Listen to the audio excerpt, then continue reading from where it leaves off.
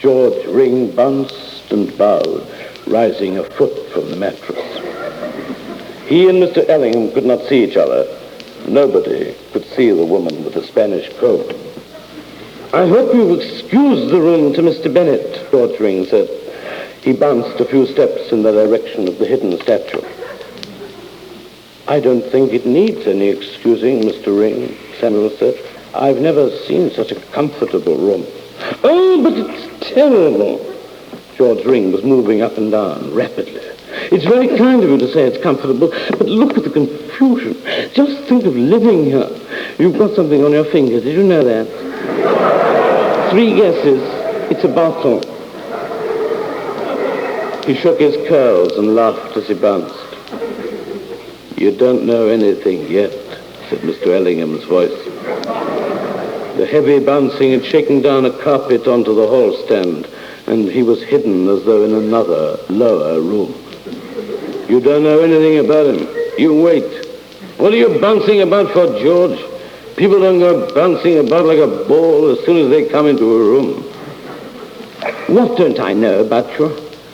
In one leap, George Ring was standing directly below Samuel, craning up his curls. "He doesn't know where he's going, for one thing, and he's looking for a girl he doesn't know called Lucille." "Why are you looking for her?" George Ring's head touched the bath. "Did you see her picture in the paper?" "No, I don't know anything about it. I want to see her because she is the only person I knew by name in London." "Now you know 2 more, don't you? Are you sure you don't love her?" "Of course I'm sure. I thought perhaps she might be a sort of holy grail. You know what I mean, a sort of ideal." "Go on, you big pussycat," Mr. Ellingham said. "Get me out of here." "Is this the first time you've come to London?" "I felt like this when I came up first, too. Years and years ago.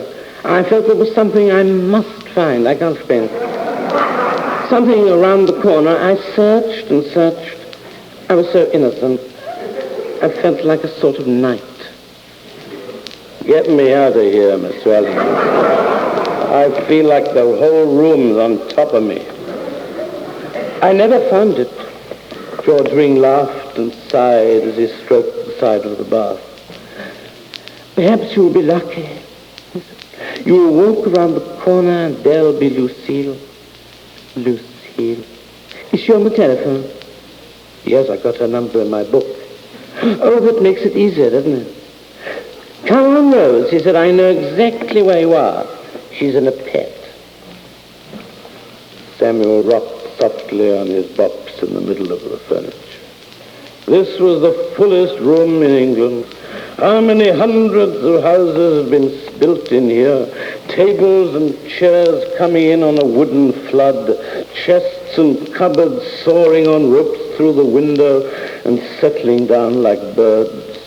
The other rooms just beyond that jostled door would be taller and darker even than this, with the mute black shape of the locked piano mountainous under a shroud of carpets, and Rose, with her comb like the prow of a ship, driving into their darkness and lying all night motionless and silent where she struck.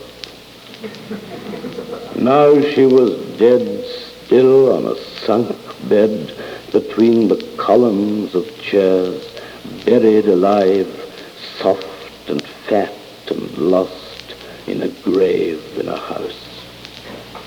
"I'm going to buy a hammock," George Ring said. "I can't bear sleeping under all this furniture." Perhaps the room was crowded at night with people who could not see each other, stretched under tables, under sofas, dizzily asleep on the tops of raised tables, waking up every morning and crying out, "Earthquake, earthquake." "And then I'll go to bed like a sailor." "Tell Rose to come and get me out of here," Mr. Ellingham said behind the cloaked hall stand. "I want to eat." "Oh, she's sulking, Donald. She's mad about a Japanese screen now." "Do you hear that, Sam? Isn't there enough privacy in this room? Anybody can do anything. Nobody can see you. I want to eat. I want to have a snack at Mrs. Dacey's." "Are you sleeping here tonight?"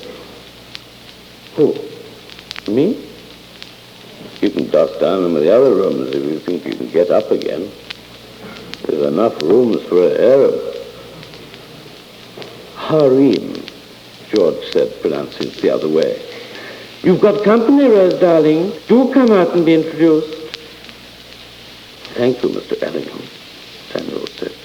Didn't you really have any idea at all? George Ring bounced, and for a moment his scented head was level with Samuel. One bright, white, horse-toothed smile, and the head was gone. About sleeping and things, I think it's awfully brave. You might have fallen in with all kinds of people. He fell among thieves. And you know Sir Henry Newbolt's poem? He flung his empty revolver down the slope, Samuel said. The day was moving carelessly to a promised end, and in a dark room full of furniture where he'd lie down with his bunch of wives in a crow's nest bed or rock them in a hammock under the ceiling. Oh, goody, goody. It's so exciting to find someone who knows about poetry. The voices faded and the hills slept. Isn't that beautiful? The voices faded. I can read poetry for hours, can't I, Donald? I don't care what kind of poetry it is. I love it all. Do you know, is there anybody there, said the traveller. Where do you put the emphasis, Mr. Bennett? Do say, may I call you Sam? Do say, is there anybody there, or is there anybody there? It isn't natural, Mr. Ellingham said, for a man not to be able to see anybody when he's sitting right next to them. I'm not grumbling, but I can't see anything, that's all. It's like not being in the room. Oh, do be quiet, Donald. Sam and I are having a perfectly serious discussion. Of course you're in the room, don't be morbid. I think I'd put about the same emphasis on all the words, Samuel said. But don't you find it tense to make the rhyme rather flat? Is there anybody there? Said the traveller. George Ring murmured, pacing the mattress, his head on one side. I feel you do want to stress somewhere. Will I be alone tonight in the room with the piano? Alone like a man in a warehouse, lying on each bed in turn, opening cupboards and putting my hand in, looking at myself in mirrors in the dark. Don't you call me morbid, George Ring, Mr. Ellingham said. He tried to move, but the statue fell against the chair. I remember once I drank 49 Guinnesses straight off, and I came home on the top of a bus. There's nothing morbid about a man who can do that. Right on the top of the bus, too, not just in the upper deck.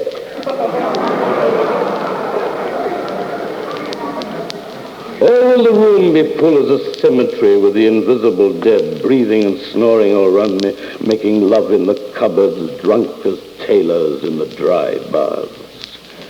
Suddenly a warm body might dive in through the door and lie in my bed all night without a name or a word. I think 49 Guinnesses piggish, George Ring said. It was raining, Mr. Ellingham said. And besides, I never get truculent. I may sing, and I may have a bit of the dose, but I never get nasty. Give me a hand, Sam. Samuel took the carpet off the hall stand and pushed the statue away.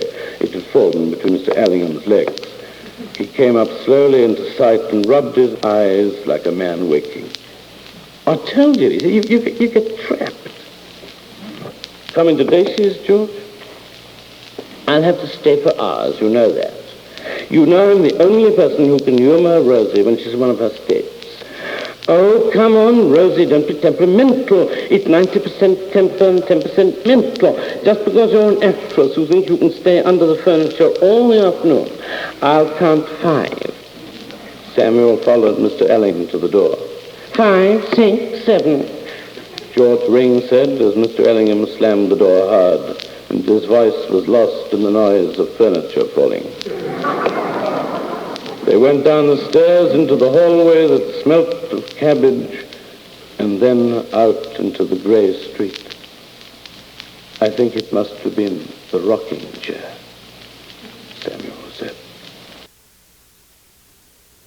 Mrs. Dacey's front window was whitewashed from inside, and the words high class had been scrawled across it. Susan Dacey, licensed to sell tobacco, Samuel read aloud. Is it a restaurant, too? You must tell her that, Mr. Ellingham said, opening the door. A bell rang. It hasn't been called that before. He held his foot against the door so that the bell kept ringing. She's a woman in 1,000.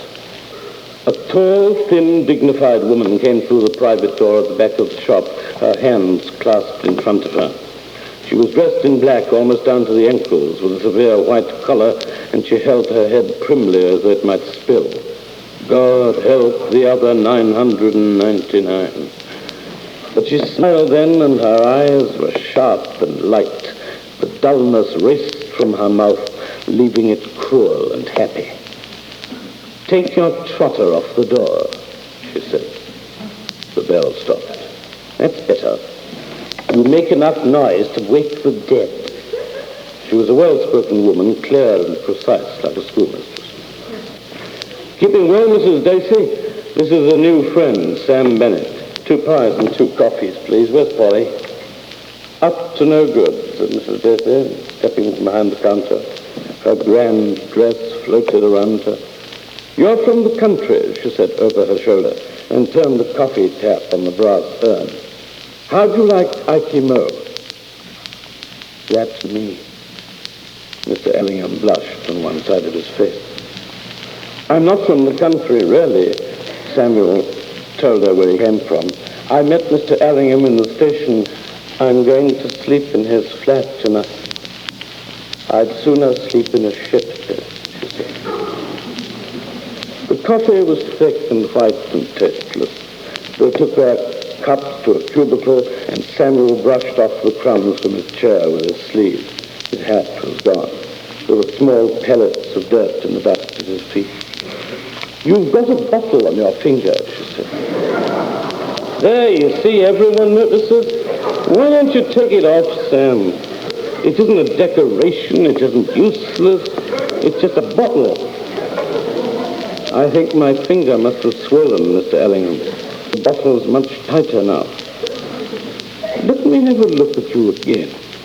Mrs. Dacey put on a pair of spectacles with steel rims and a hanging chain.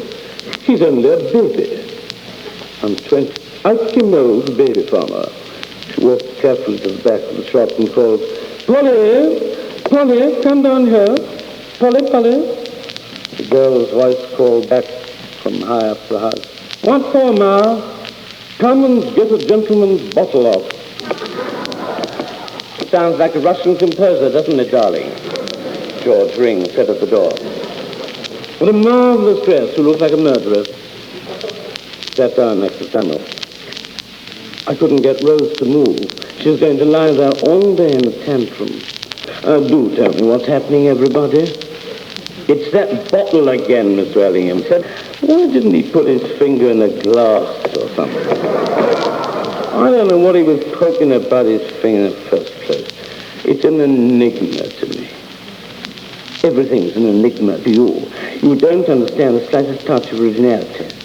I think it must be awful not to have any imagination. It's like a sense of humor. Well, I'm just saying this. To go in and buy a bottle of Bass without having to leave with a bottle on your finger seems like a kind of nightmare. That's all I'm saying. Samuel heard Mrs. Dacey's daughter running downstairs. Then he saw her hand on the edge of the door. In a second she pushed the door open and come in. He made her 100 faces. He made her talk and walk in all the disguises of his loves at night. He gave her golden hair, black hair. He knew that she would be gypsy-skinned and white as milk. Polly with brown, broad hands, sinuating like a grenadier or a caliph in the mousy cubicle. It's like one of those nightmares when you're playing billiards and the cue's made of elastic, Mr. Ellingham said. In came a girl with a long, pale face and glasses. Her hair was not any of Samuel's colors, but only dark and dull. Go and take his bottle off, said Mrs. Dacey. Polly sat down at the table and took his hand. Does it hurt? I've never done it before. She pulled at his finger. I hope you won't ever to do it again either, said Mr. Ellingham. I don't care if I haven't got any imagination. I don't care if I'm morbid. I'm glad I am like I am, without anything on my finger. Polly bent over Samuel's hand, and he saw down her dress. She knew that he was looking, but she did not start back or spread her hand across the neck of her dress. She raised her head and stared at his eyes. I shall always remember this, he said to himself. In 1933, a girl was pulling a bottle off the little finger of my left hand when I looked down her dress. It will last longer than all my poems and my troubles. I can't get it off, she said. Take him up to the bathroom then, and put some soap on it, said Mrs. Dacey in her dry, neat voice. And mind, it's only his bottle. George Ring said as they went up, scream if you want me. I'll be up in a wink. She's the most terrible person, aren't you, darling? You wouldn't catch little George going up there all alone. Polly led the way upstairs. I'm not complaining, Mr. Ellingham said. I'm just making a statement. I'm not saying all isn't as it should be. He's got a bottle on his finger, and I've got a tooth in my pie. His voice faded. Someone had drawn the ragged curtains in the bathroom to shut out the dirty old day, and the bath was full of water with a rubber duck floating on it. As Polly closed and locked the door, birds began to sing. It's only the birds, she said. She put the key down her dress. You needn't be frightened. 2 cages hung from the ceiling. But Samuel had looked frightened when she turned the key and put it away where he never wanted to find it. Not when the room grew suddenly like a wood in the tangled shadows of the green curtains. It's a funny place to have birds, he said. They're mine. Polly let the hot water run, and the birds sang more loudly as though they heard a waterfall. Mr. Ellingham comes here for a bath on Wednesdays, and he says they sneer at him and blow little raspberries all the time he's washing. I don't think he washes very much. Does Mr. Ellingham make you laugh too? He expected her to be smiling when she turned to him, but her face was still and grave. And all at once he saw that she was prettier than any of the girls he had made up in his mind before she opened the door downstairs. He distrusted her prettiness because of the key. He remembered what Mrs. Dacey had said when Mr. Ellingham asked where Polly was, up to no good. He did not think she was going to put her arms around him. That would have been different. If she tried to put his head under the water, he'd shout for George Ring, and up George Ring would come like a horse, neighing and smelling of scent. I only locked the door because I don't want George Ring to come in. He's queer. He puts scent all over his underclothes. Did you know that? The passing cloud. That's what we call him. I didn't have to put the key where you put it, though, he said. I might push her down and fish for it. I might be that sort. I don't care. If only she'd smiled when she said that. But she looked as though she really did not care whether he pushed her down or whether he sat on the edge of the bath and touched the duck with his bottle. The duck floated in circles on the used, greasy water. What's your name? Sam. Mine's Mary, but they call me Polly for short. It isn't much shorter, is it?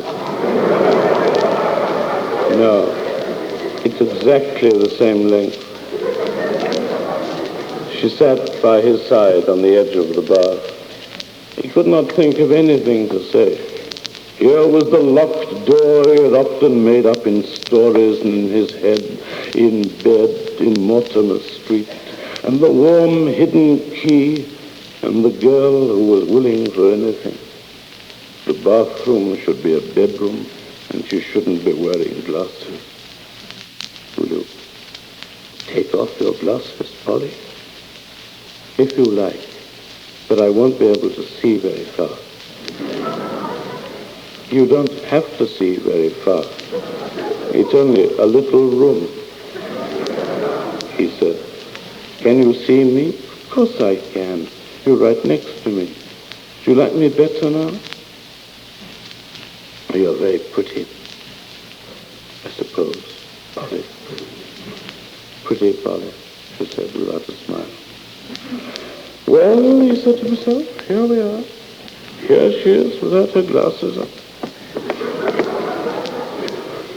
Nothing ever happens in Sewell Street. She took his hand and let his finger with the bottle on it lie on her lap. Here you are, he said, with your hand in her lap. Nothing ever happens where I come from either. I think things must be happening everywhere except where one is. All kinds of things happen to people. So they say, he said. The man who was lodging next door but one cut his throat like this, she said, before breakfast. On his first 3 days since he was born, Samuel sat with a loose girl in a locked bathroom over a tea shop. The dirty curtains were drawn and his hand lay on her thighs. He did not feel any emotion at all. Oh, God, he thought, make me feel something. Make me feel as I ought to. Here is something happening and I'm cool and dull as a nun in a bus. Make me remember all the stories. I caught her in my arms. My heart beat against hers. Her body was trembling. Her mouth opened like a flower. The lotus of Osiris was opening to the sun. Listen to the old birds, she said. And he saw that the hot water was running over the rim of the wash basin. Sweet Christ, he thought, I must be impotent. Why did he cut his throat like that, Polly? Was it love? I think if I was crossed in love, I'd drink brandy and whiskey and creme de menthe and that stuff that's made with eggs. Well, it wasn't love with Mr. Shaw. I don't know why he did it. Mrs. Bentley said there was blood everywhere, and all over the cloth. He left a little note in the letter rack, and all it says was that he'd been meaning to do it ever since October. Look, the water dripped right through into the kitchen. He turned it off. The birds stopped singing. Perhaps it was love, really. Perhaps he loved you, Polly, but he wouldn't say so from a distance. Go on, you're a limp. Old Dot and Carrie. How old are you? 20. No, you're not. Well, nearly. No, you're not. Then there was silence sitting on the bath, his hand in her lap. She trailed her pale hand in the water. The birds began to sing again. Pale hands I love, he said, beside the Shenandoah. Do you, Sam? Do you love my hands? That's a funny thing to say. She looked dully at the long, floating weed in the water and made a little wave. It's like the evening here. It's like evening in the country, he said. Birds singing and water. We're sitting on a bank by the river now, having a picnic. And then we're going to take our clothes off and have a swim. Gee, it'll be cold. You will be able to feel all the fish swimming about. I can hear the 47 bus too, she said. People are going home to tea. It's cold without any clothes on, isn't it? Feel my arm, it's like snow, only not so white. Pale hands I love. Do you love me altogether? I don't know. I don't think I feel anything like that at all. I never do feel much until afterwards, and then it's too late. No, it isn't too late. It isn't, Sam. We're alone, Polly and Sam. I'll come and have a swim with you if you like, in the dirty old river with the ducks. Don't you ever smile, Polly? I haven't seen you smile once. You've only known me 20 minutes. I don't like smiling much. I look best when I'm very serious like this. She saddened her eyes and mouth. I'm a tragedian. I'm crying because my lover's dead. Slowly, tears came to her eyes. His name was Sam, and he had green eyes and brown hair. He was ever so short. Darling, darling, darling, Sam, he's dead. The tears ran down her cheeks. Stop crying now, Polly. Please stop crying. You will hurt yourself. But she was crying pitifully. Stop it, Polly, pretty Polly. He put his arm round her shoulders. He kissed her on the cheek. It was warm and wet. Nobody's dead, Polly, darling, he said. She cried and moaned his name in the abandon of her maid grief, tore at the loose, low neck of her dress, threw back her hair, and raised her damp eyes to the birds in their cages and the cracked heavens of the ceiling. You're doing it fine, he said in despair, shaking her shoulder. I've never seen such fine crying. Stop now, please, Polly. Stop while you can. 98% of the human body is water. Polly, they say, is all water. She sat by his side like a flood in an apron. I'll do anything you like if you'll only stop, he said. You'll drown yourself, Polly. I'll promise to do anything in the world. She dried her eyes on her bare arm. I wasn't breaking my heart today. I was only depicting. What'll you do then? Anything? I can depict being glad because my lover's not really dead. The War Office made a mistake. Anything. I want to see you being glad tomorrow. You mustn't do one after the other. It's nothing to me. I can do them all in a row. I can do childbirth and being pissed and do being quiet. To being a quiet lady sitting on the edge of a bath, Bonnie. I will if you come have a swim with me. You promise. She patted her hair and place. Where? In the bath. You get in first. Go on. You can't break your promise. George, ring, he whispered. Gallop upstairs now and bite your way through the door. She wants me to sit with my overcoat and my bottle on my finger in the cold, greasy bath in the half-dark bathroom under the sneering canaries. I've got a new suit, he said. Take it off, silly. I don't want you to go in the bath with your clothes on. Look, I'll put something over the window so you can undress in the dark. Then I'll undress too. I'll come in the bath with you, Sam. Are you frightened? I don't know. Couldn't we take our clothes off and not go into the bath? I mean, if we want to take them off at all, somebody might come in. Terribly cold, Polly. Terribly cold. You're frightened. You're frightened to lie in the water with me. You won't be cold for long. But there's no sense in it. I don't want to go in the bath. Let's sit here and you do being glad, Polly. He could not move his hand and she had caught the bottle between her legs. You don't want to be frightened. I'm not any older than you are. And her whispering mouth was close to his ear.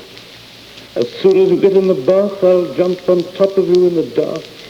You can pretend I'm someone you love if you don't love me properly.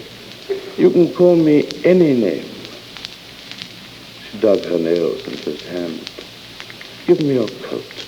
I'll hang it over the window.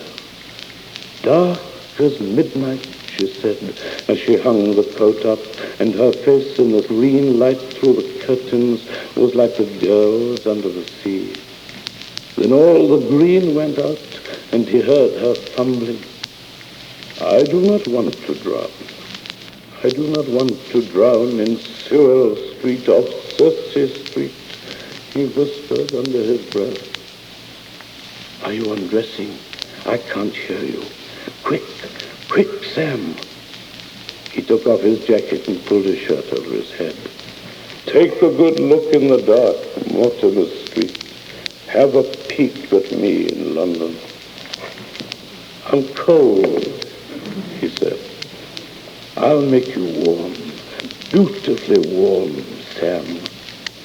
He could not tell what she was, but she was moving in the dark and clinking a glass. I'm going to give you some brandy. There's brandy, darling, in the medicine cupboard. I'll give you a big glass. You must drink it right down. Naked, he slipped one leg over the edge of the bath and touched the icy water. Come and have a look at impotent Samuel Bennett from Mortimer Street, trembling to death in a cold bath in the dark near Paddington Station. I am lost in the metropolis with a rubber duck and a girl I cannot see pouring brandy into a tooth glass. The birds are going mad in the dark. It's been such a short day for them, Polly. I'm in the bath now. I'm undressing too. Can you hear me? She said softly. That's my dress rustling. Now I'm taking my petticoat off. Now I'm naked. The cold hand touched him on the face. Here's the brandy, Sam, my dear. Drink it up and then I'll climb in with you. I love you, Sam. I love you up. Drink it all, then you can touch me. He felt the glass in his hand, and he lifted it up, and he drank all that was in it. Christ, he said, in a clear, ordinary voice. Christ.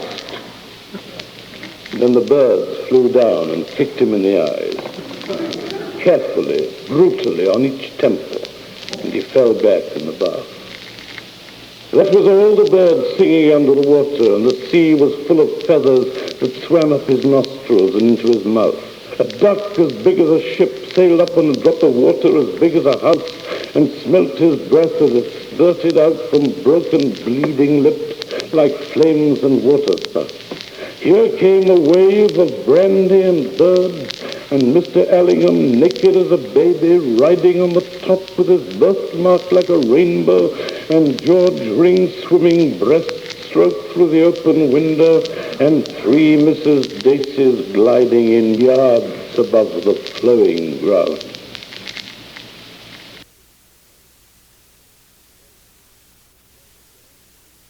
Voices began to reach him from a great distance, traveling in lavatories, in racing trains, diving from the immeasurably high ceiling into the cold sea in the enormous bath.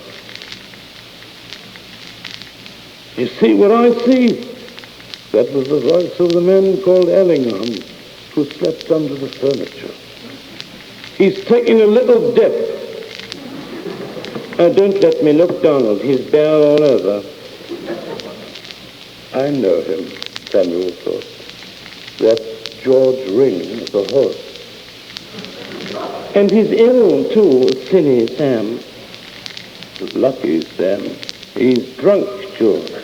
Well, and he's even got his bottle off. Where's Polly? You look over there, Mrs. Dacey said. Over there on the shelf. He's drunk all the eau de cologne. He must have been thirsty. Large, bodiless hands came over the bath and lifted him out. He's eccentric. Mr. Ellingham said as they laid him on the floor. That's all I'm saying. I'm not preaching. I'm not condemning. I'm just saying that other people get drunk in the proper places. The birds were singing again in the electric dawn as he fell quietly to sleep.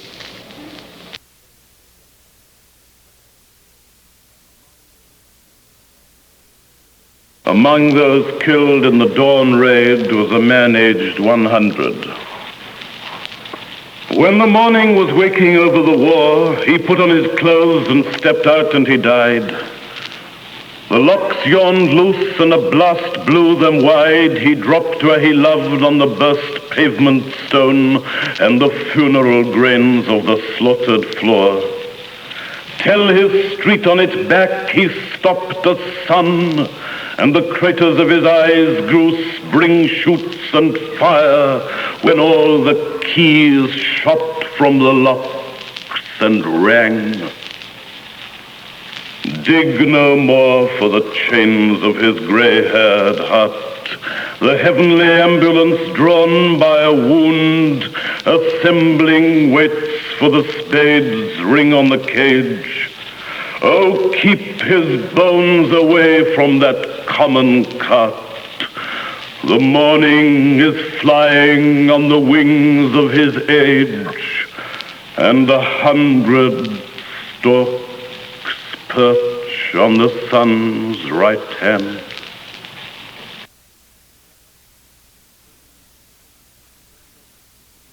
I am the force that through the green fuse drives the flower. The force that through the green fuse drives the flower drives my green age. That blasts the roots of trees is my destroyer. And I am dumb to tell the crooked rose my youth is bent by the same wintry fever.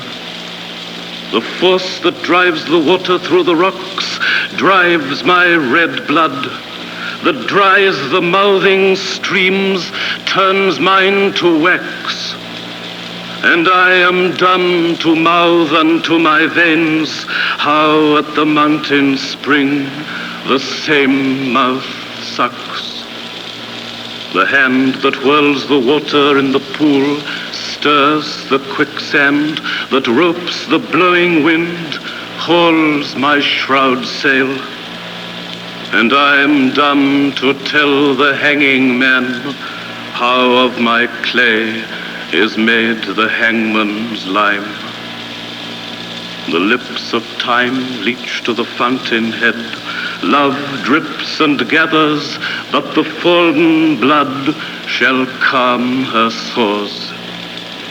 And I am dumb to tell a weather's wind how time has ticked a heaven round the stars. And I am dumb to tell the lover's tomb how at my sheet goes the same crooked worm.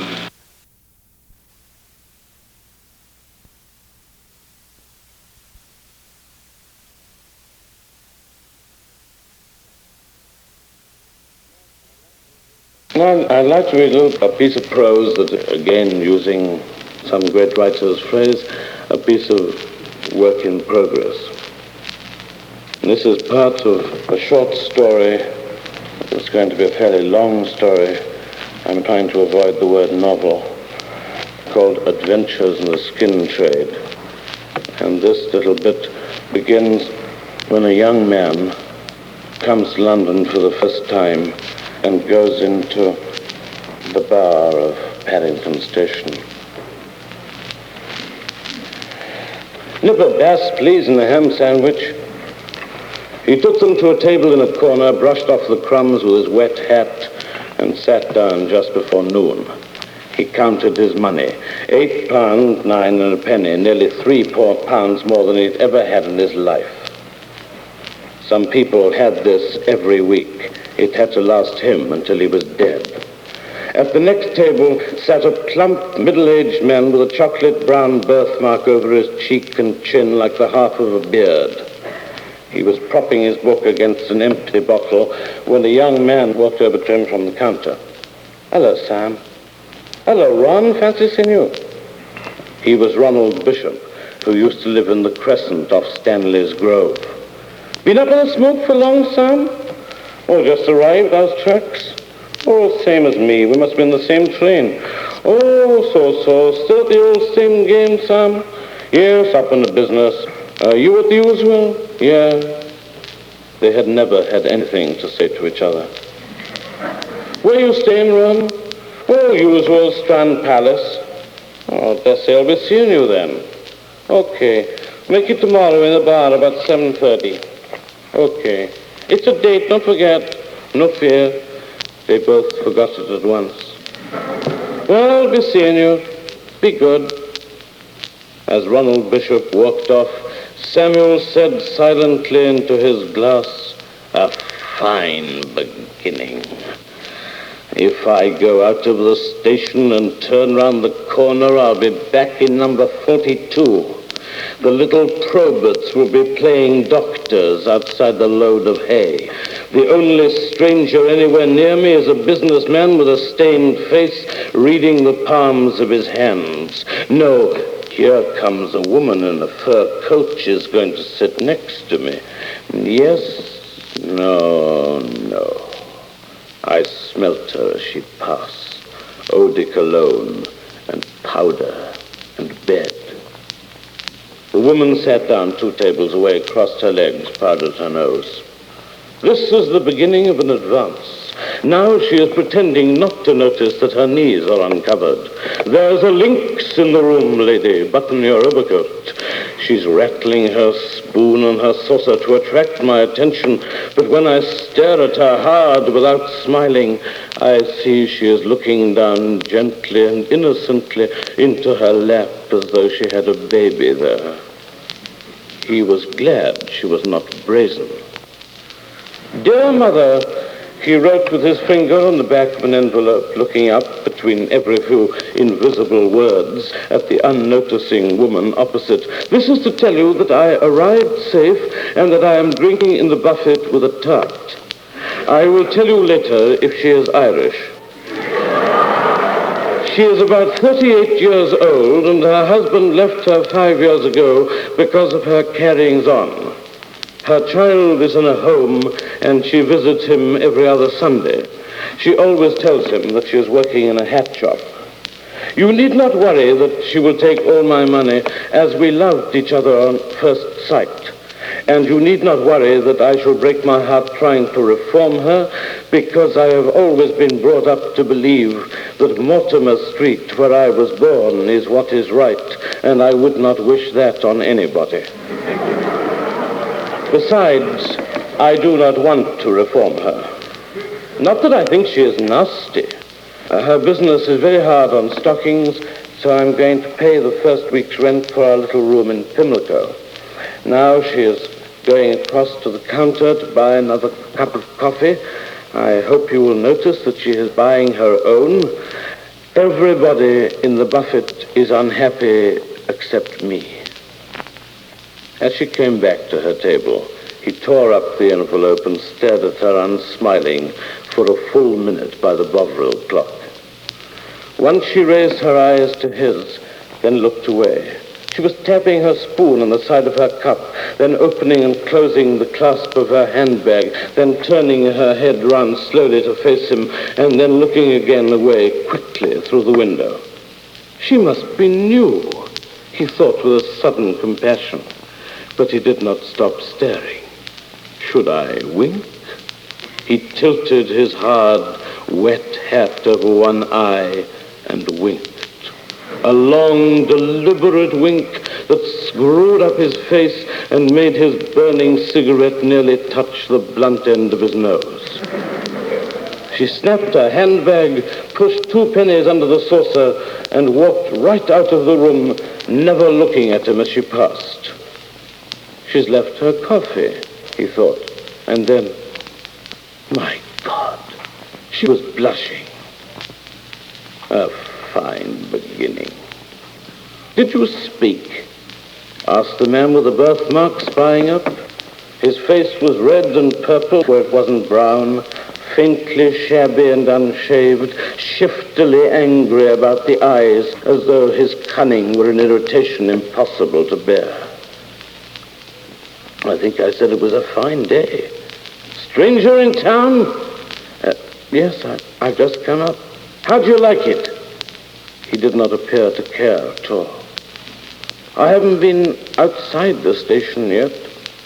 Now, the woman in the fur coat would be telling a policeman, I have just been winked at by a short boy wearing a wet hat.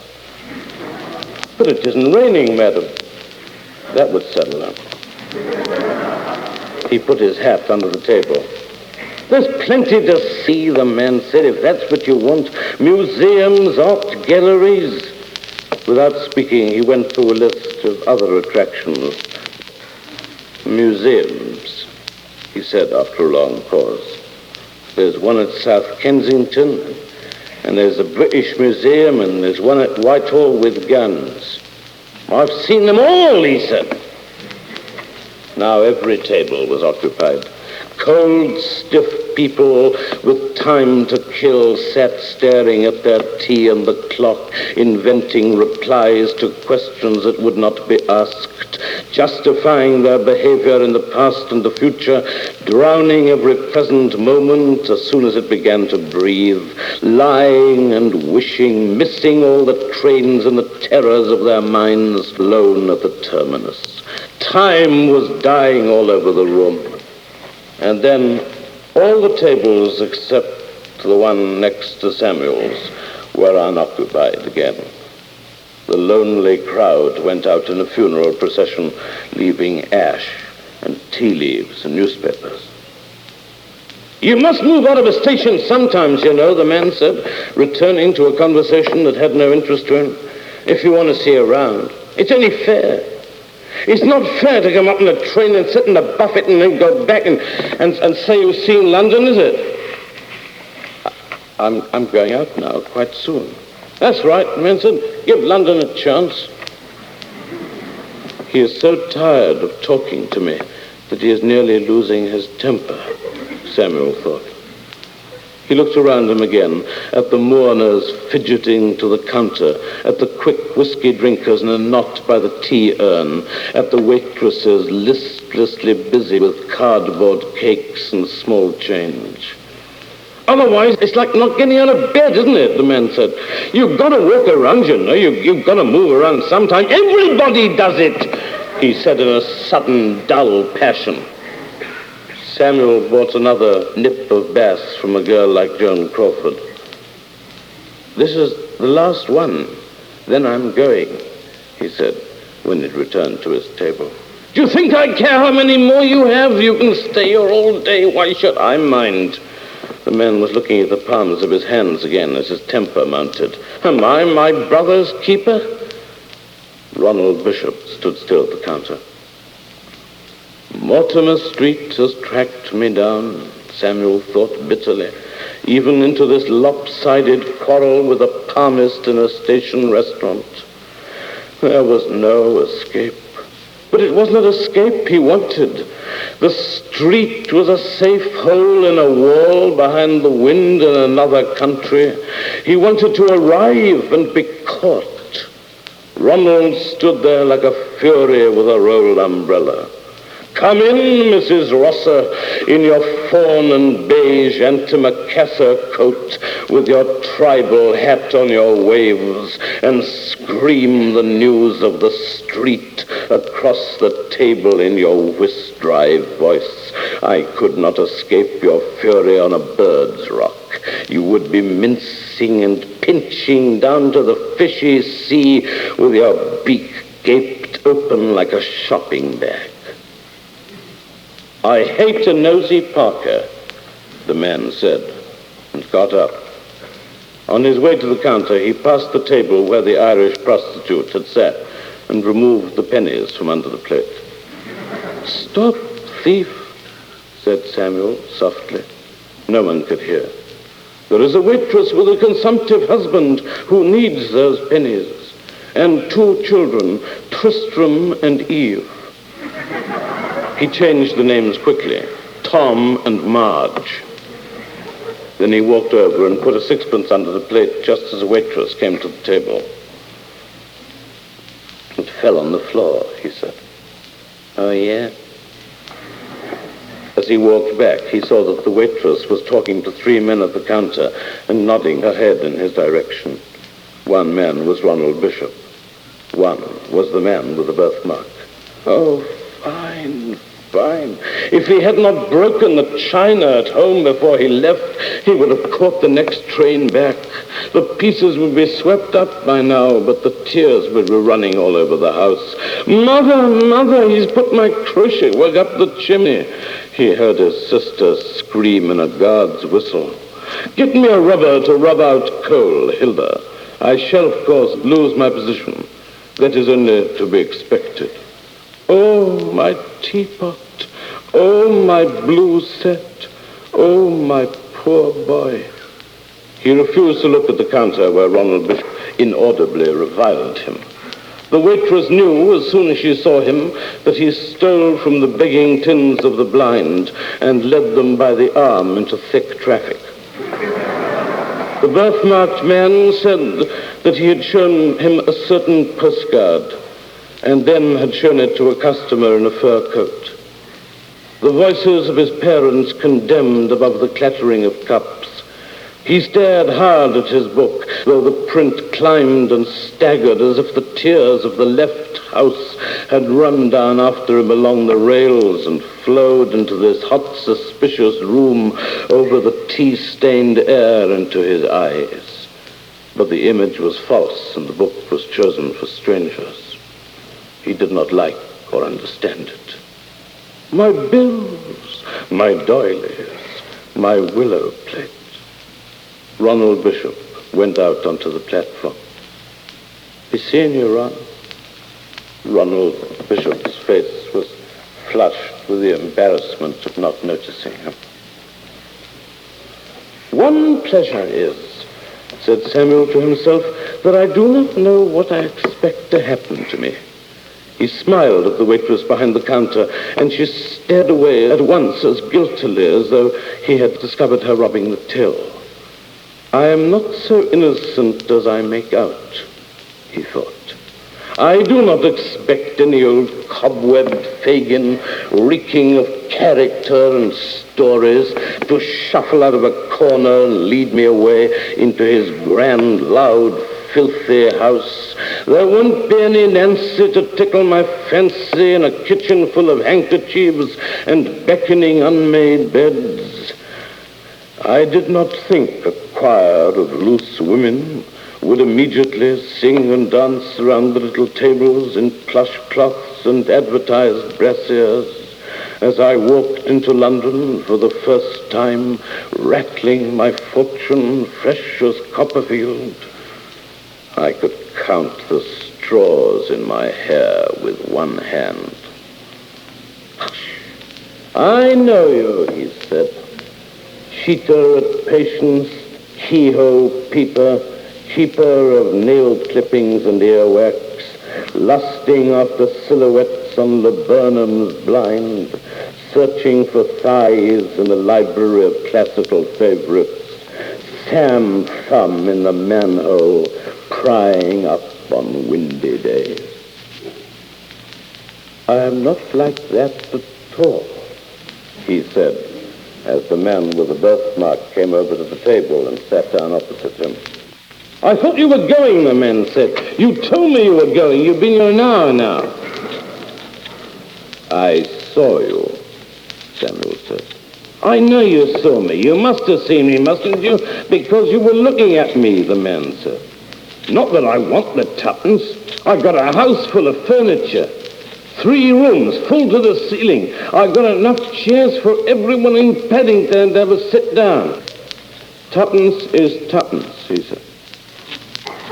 But it was tuppence to the waitress, too. She's got 6pence now, hasn't she? She's made 4pence clear. It doesn't do any harm to you just because she thinks you were trying to nip it off her. It was my 6pence. The man raised his hands. The palms were covered with calculations in ink. And they talk about equality. Does it matter whose sixpence it is? It might have been mine or anybody's. They were calling the manageress, he said, but I put down my foot there. They were both silent for several minutes.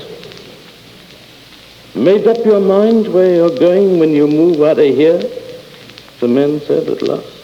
Because move you must sometime, you know. I don't know where I'm going. I haven't any idea in the world. That's why I came to London.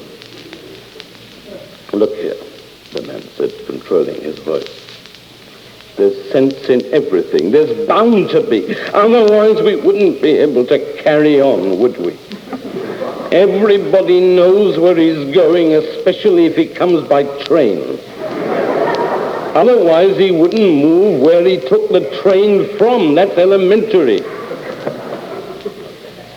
People run away. Have you run away? No. Then don't say it. Don't say it! His voice trembled. He looked at the figures in his palms. Then, gently and patiently, he began again. Let's get this thing straight. People who have come must go. People must know where they're going, otherwise the world would not be conducted on a sane basis. The streets would be full of people just wandering about, wouldn't they? Wandering about and having useless arguments with people who know where they're going.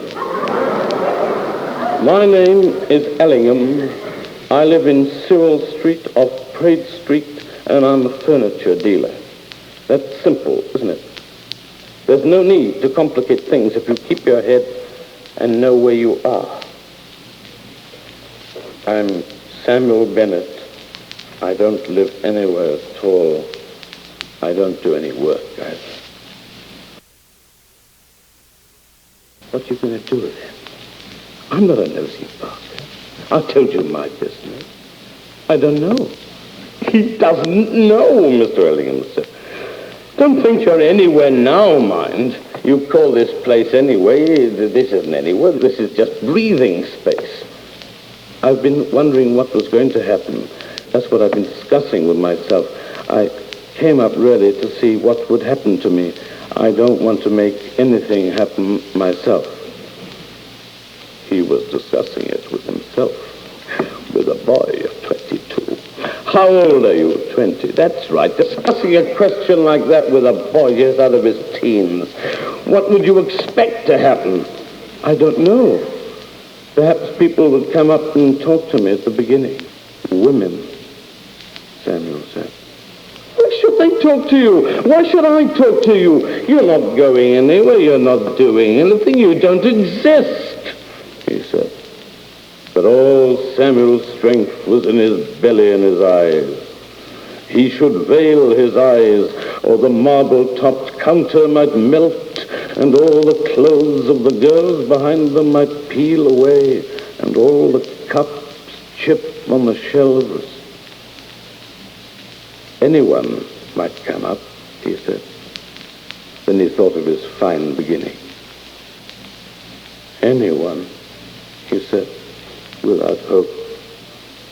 A clerk from the Crescent a dozen doors away, a cold, ordinary woman from Birmingham, driven off by a wink.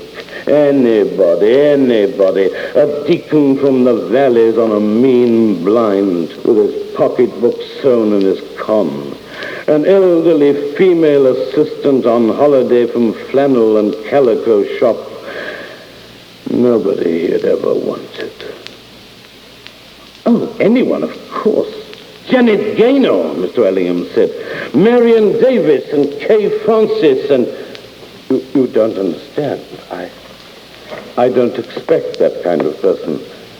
I don't know what I expect at all, but it isn't that. Modest. No, I'm not modest either. I don't believe in modesty. It's just that here I am and I don't know where to go. I don't know, and I don't want to know where to go. Mr. Ellingham began to plead, leaning across the table, pulling softly at Samuel's collar, showing the sums in his hands. Don't say you don't want to know where to go, please. There's a good boy. We must take things easy, mustn't we? We mustn't complicate things. Take one simple question. Now, don't rush it. Take your own time. He gripped the teaspoon with one hand. Where will you be tonight? I don't know. I'll be somewhere else. It won't be anywhere I've chosen because I'm not going to choose anything. Mr. Ellingham put the knotted teaspoon down. What do you want, Samuel? He whispered. I don't know. I think I want to find Lucille Harris, he said. Who's Lucille Harris? Then Mr. Ellingham looked at him. He doesn't know. He doesn't know. A man and a woman sat down at the next table. But you promise you destroy him, the woman said. I'll do it. The man said, don't you worry.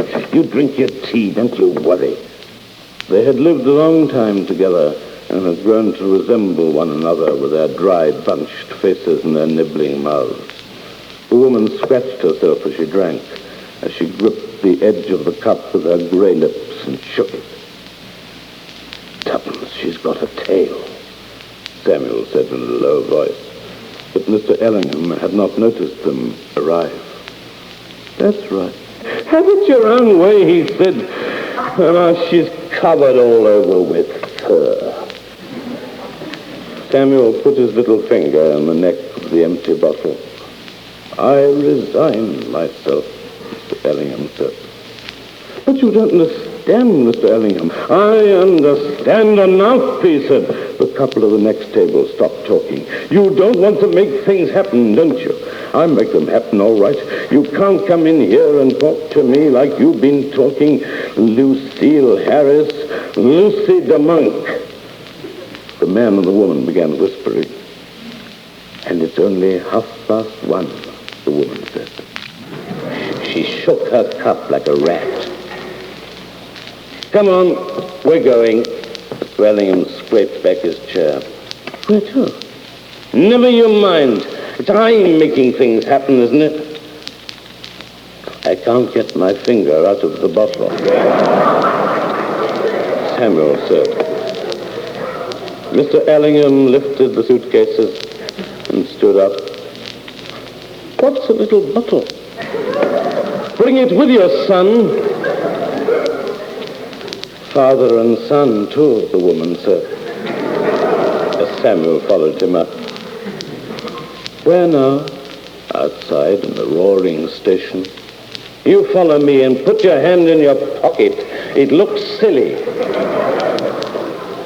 As they walked up the slope to the street, Mr. Ellingham said, I've never been with anybody with a bottle on his finger before.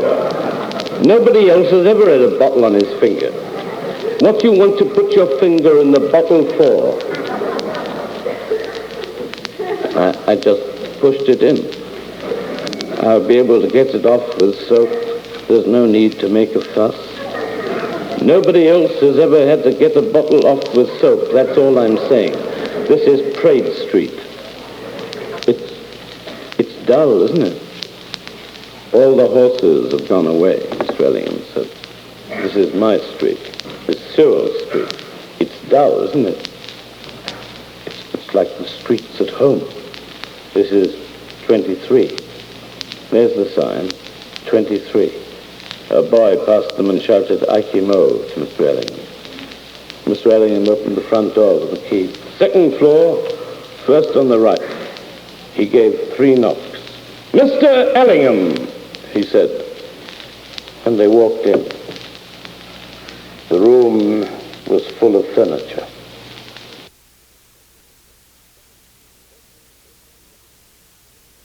Every inch of the room was covered with furniture.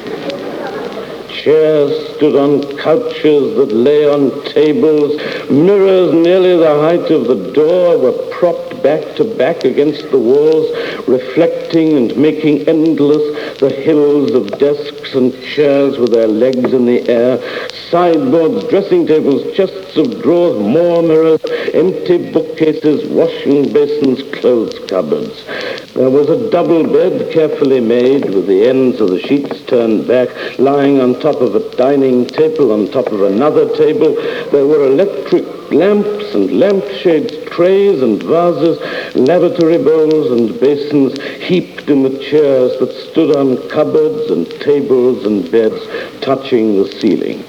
The one window looking out onto the road could just be seen through the curved legs of sideboards on their backs. The walls behind the standing mirrors were thick with pictures and picture frames. Mr. Ellingham climbed into the room over a stack of mattresses, then disappeared. "Hop in, boy!" His voice came up from behind the high kitchen dresser hung with carpets.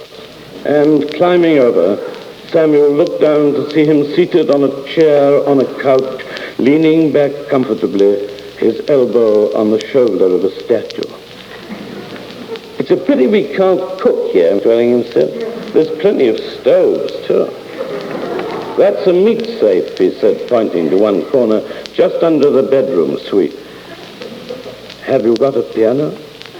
"There used to be one. I think it's in the other room. She put the carpet over it. Can you play?" "I can vamp. You can tell what tunes I'm doing easily. Is the other room like this?" "Two more rooms, but I think the piano's locked." "Yes, there's plenty of furniture," Mr. Ellingham said, looking round with distaste. "Whatever I say, that's enough now. In she comes with her. Plenty more room, plenty more room. She'll find she can't get in one day, that's what'll happen. Or she can't get out, I don't know which will be the worst. It gets you sometimes, all this furniture. Is she your wife, Mr. Ellingham? She'll find there's a limit to everything. You get to feel kind of trapped. Do you sleep here? Up there. It's nearly 12 foot high, I've measured. I can touch the ceiling when I wake up. I like this room, Samuel said. I think it's perhaps the best room I've ever seen. That's why I brought you. I thought you'd like it. Proper little den for a man with a bottle on his finger, isn't it? Well, I told you, you're not like anyone else. No one else can bear the sight of it. Got your cases safe?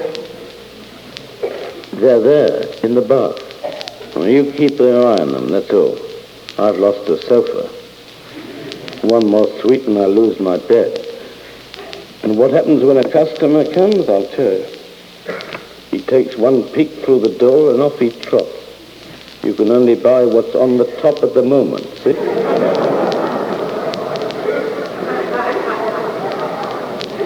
Can you get into the other room? You can. She takes a dive in head first. I've lost all interest in the other rooms. You could live and die in there and nobody'd know. There's some nice Chippendale, too, up by the skylight. He rested his elbow on a hall stand. I get to feel lost, he said. That's why I go down to the buffet. There's only tables and chairs there. Samuel sat on his perch, swinging the bottle and drumming his feet against the side of a bath mounted yards above the floors of mattresses. A carpet behind him, laid out flat and wide along the air, having no visible support, bore a great earthenware jar hung dangerously upon the backs of its patterned birds. High over his head, in a tall room, a rocking chair balanced on a card table, and the table's thin legs rested on the top of a cupboard, standing up straight among pillows and fenders, with its mirrored door straight open. Aren't you frightened of things falling. Look at that rocking chair. One little prod and over she comes. Don't you dare. Of course I'm frightened, Mr. Ellingham said. If you open the drawer over there, washstand falls down over here. You've got to be quick as a snake. There's nothing on the top you'd like to buy, is there? I like a lot of the things, but I haven't got any money. No, you wouldn't have any money. That's right. Other people have got money. I like the big jar. You could hide a man in that. Have you got any soap for my finger? Of course there's no soap. There's only wash basins. You can't have a bath either, and there's 5 baths. Why do you want a jar big enough to hide a man in? Nobody I've ever met wants to hide a man in a jar. Everybody else says that the jar's too big for anything. Why do you want to find Lucille Harris, Sam? I didn't mean I wanted to hide a man in it. I mean that you could if you wanted to. Oh, a man I know told me about Lucille, Mr. Ellingham. I don't know why I want to find her, but she's the only London address I kept. I put all the other dresses I had down the lavatory in the train, when the train was moving. Good, said Mr. Ellingham. Tightened his hand on the thick white neck of the naked statue. The door opened onto the landing. 2 people came in and climbed up the mattresses without a word. The first, a fat, short woman with black hair and a Spanish comb, who had painted her face as though it was a wall, took a sudden dive towards the corner behind Samuel and disappeared between 2 columns of chairs. She must have landed on cushions or a bed, for she made no sound. The second visitor was a tall, youngish man with a fixed smile. His teeth were large, like a horse's, but very white. His glistening fair hair was done in tight curls, and it smelt across the room. He stood on a spring mattress just inside the room, bouncing up and down. "Come on, Rose, don't be sulky," he said. "I know where you've gone." Then, pretending to see Samuel for the first time, he said, "Good gracious, you look like a bird up there. Is Donald hiding anywhere?" "I'm not hiding," Mr. Ellingham said. "I'm by the statue." Sam Bennett, George Ring.